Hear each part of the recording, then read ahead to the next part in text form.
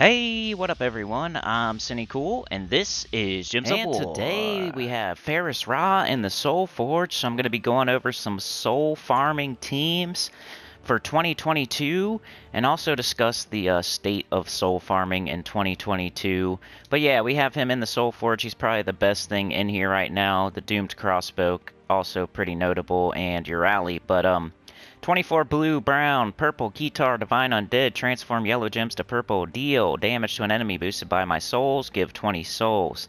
The best soul farming troop in the game, so if you don't have it and you still need souls, for things like Dawnbringer, meddling troops, your kingdom level and power, there's a lot of stuff you need souls for in this game. You can almost never have too many until you're at the very, very end game. So the sooner you get this guy, the better. Dawnbringer's still useful for very early in events, one or two Guild Wars teams, stuff like that. But the most important thing about him is Necromaster, gain 150% bonus souls from battle. That is a ton. It's the best soul farming troop in the game. Well, we'll talk about that later, but at least he was. Yeah.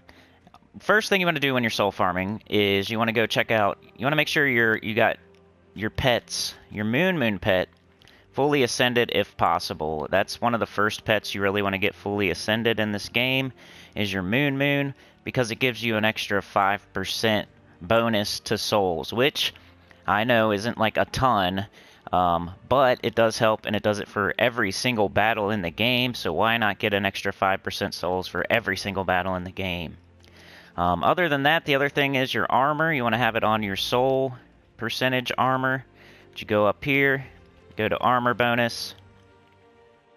You want to have on your celestial or your death knight for souls. If you have death knight armor, just always keep it on and never take it off. Wear the same pants every day, you know. But if you don't have death knight armor, which is the best purchase in the game if you're going to buy something, you should get that first. But your celestial will do just as good for soul farming. So just equip that. And let's go show these teams, these soul farming teams. We're going to want to go to like Explorer difficulty 1 first of all. I'll just go Wild Plains because it's usually a decent spot. Explore difficulty 1, and here is the team. New soul farm. This is the fastest soul farming team in the game that uses Pharos-Ra, at least. And that is specifically doing soul farming that you can do outside of like a vault event or whatever. Or you could do it inside a vault event. It's up to you. But if you're trying to soul farm as something you do every day, as like a little extra thing you're doing every day to try to get Dawnbringer or to meddle troops or whatever, this would be the team that you'd want to use. It's the best one in the game. We have Thief class. I don't know if is that right? Pretty sure. It's 50% start. We have purple, double purple, yellow, minus red. Let's see what I got on this thief class here. I think I've been changing it around a little bit. Hunt, precision, Shadow's Call. We want the Dusk's Aura, the Dark Storm. Stealthy, Child of the Sky, 7% chance to assassinate. That's always nice. But yeah, this is the team. Phylactery, which is I think it's a mastery weapon you get for purple blue. Restore your life to full, gain an extra turn, gain 52 souls. So it's not too hard to get, and you're going to cast it one time to get your full souls. Then we have Sacrificial Priest. He is just an ultra rare troop from Karakoth, a human mystic, 11 purple yellow. Sacrifice an ally, deal scatter damage boosted by the sacrificed ally's attack. There's a 30% chance to summon Aberrath. He starts with 50% mana. He gains 50% bonus souls from battle. He's just the quickest thing in the game to get the battle done and get full souls while you're doing it.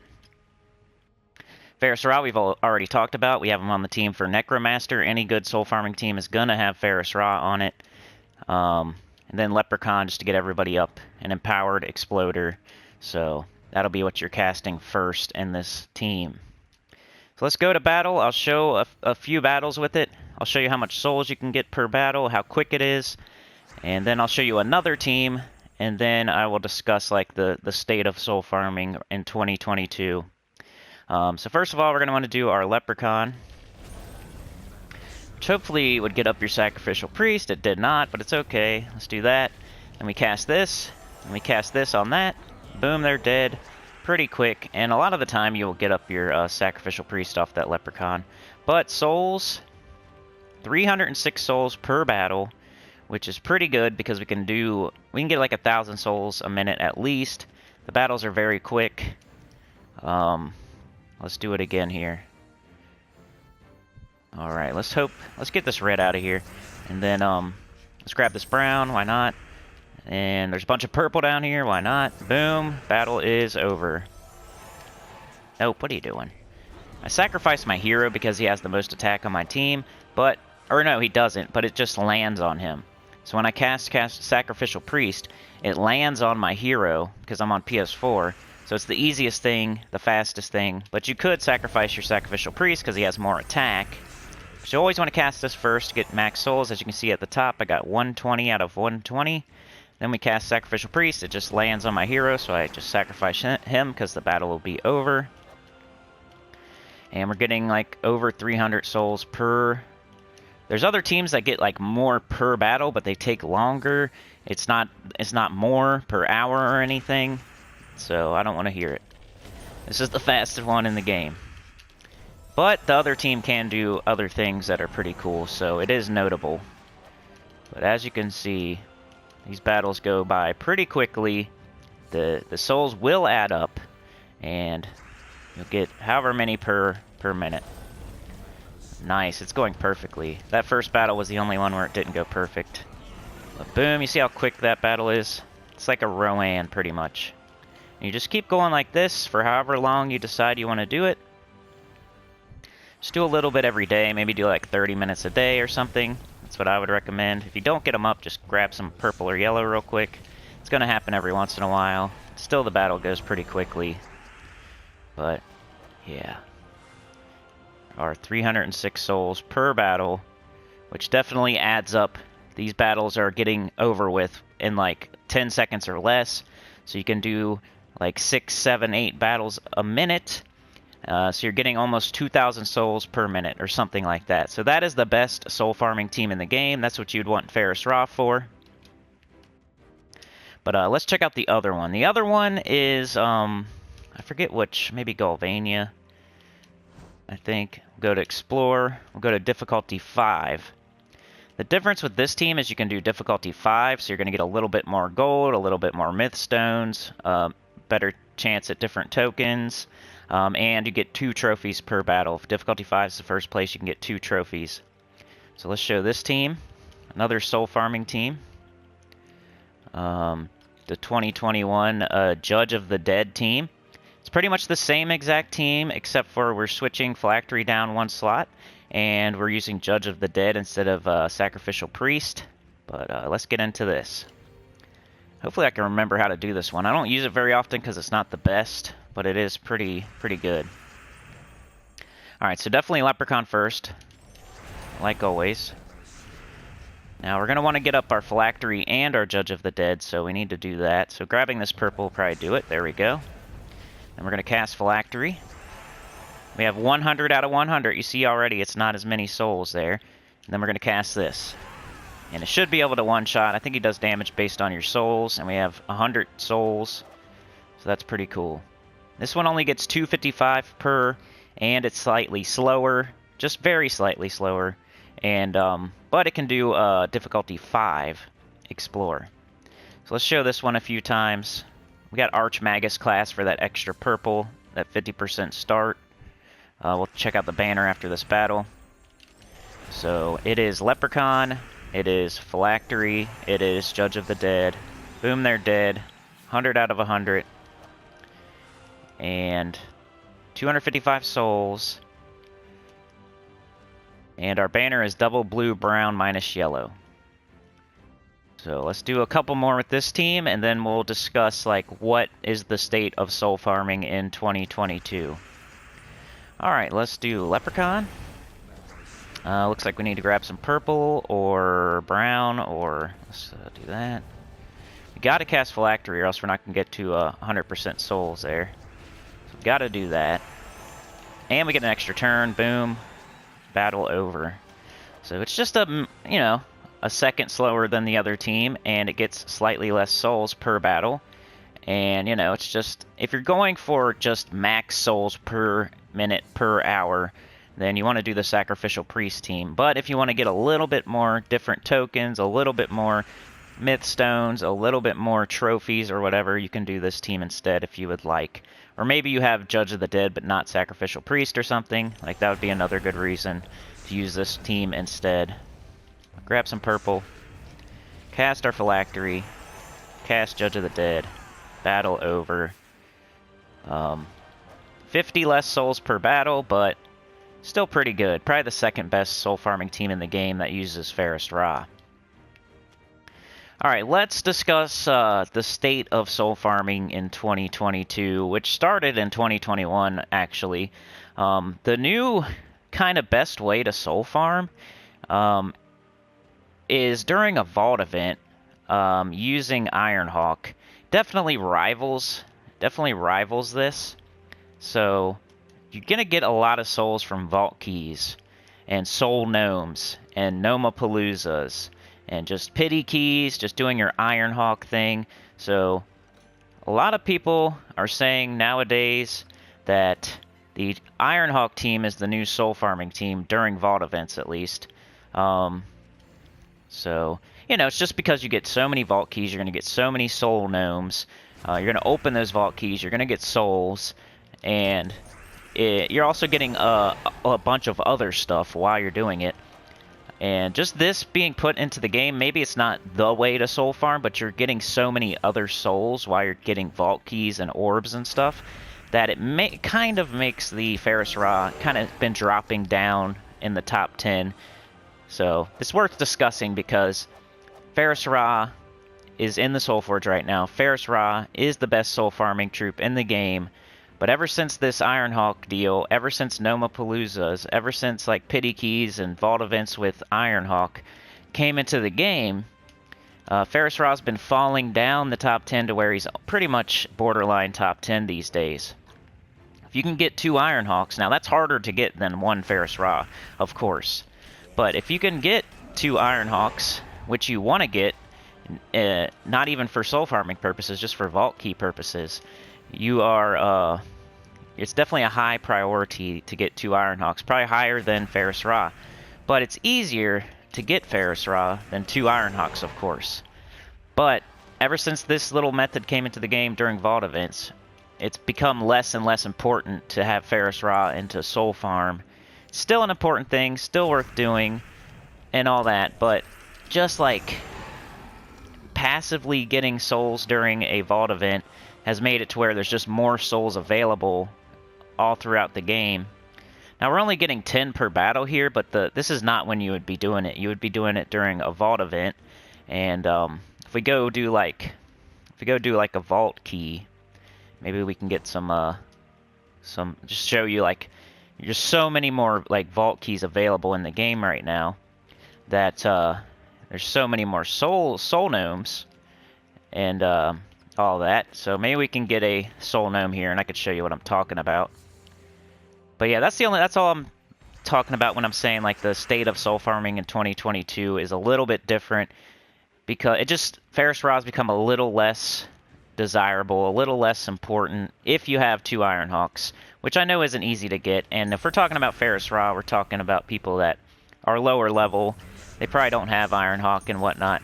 So I don't even know, it's just worth mentioning here. Definitely worth mentioning that Ironhawk has made it way easier to get souls in the game. So let's hope we get a soul gnome so I don't have to take forever trying to search for one. But look at that, 3,000 souls, my first battle, 3,000 souls. So how long would that take us to get with Pharos-Ra? Probably at least 2 minutes, and that battle took me like less than 2 minutes for sure. You know what I'm saying? So, and that's just the Cedric there. I also got 11 souls. So we got 3,011 souls in the amount of time that if we were using Pharos-Ra, we probably would have got like 500 souls or whatever. So let's play again. Let's see if we can get it one more time. One more soul reward from this vault key, these vault keys.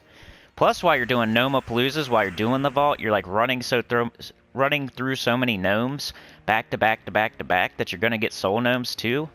And that's just like these vault keys are like icing on the cake, and you've seen 3,000 souls right there in like one battle. Hopefully it is nice to me and it gives me souls again, just to prove my point. It'd be great if the game would work with me here and prove my point. It didn't want to, but still, 120 souls. Wow, we're getting 6 gems. Wow, we're getting an Orb of Chaos. Wow, we're getting 12,000 gold. You know what I mean? So, 120 souls. That's almost as much what the other team was getting, 255 or something. So I just got an orange orb, I got a bunch of gold, and I got souls. And this is just like, we're not during a vault event right now. We're not doing a Gnome-a-palooza. You know, we're not getting pity keys. Like, that's when you're soul farming, when you're doing Ironhawk during a vault event. And then you get your icing on the cake with all your vault keys that you collect during that. So let's do like 1 or 2 more of these just to hopefully get another soul reward so I can prove the point here that I'm trying to prove. It's definitely been a discussion this past year.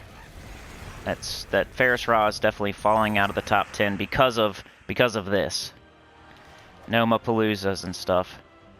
Alright, no souls again, but we got it that first time. If I don't get it here or the next one, we'll just cut the video. But you saw in the very first battle there, I got 3,000 souls, which is probably more than we got for the first half of the video. Bang. Come on, souls. It's not going to do it for me. But you saw in that very first battle, 3,000 souls, and that's just the icing on the cake. The main thing is going to be during a vault event when you're cruising through gnomes like every 6 seconds. There's going to be soul gnomes. And then you're going to get big soul rewards, and you're going to get vault keys that turn into souls, and just more green or more whatever, you know what I mean. More orbs too.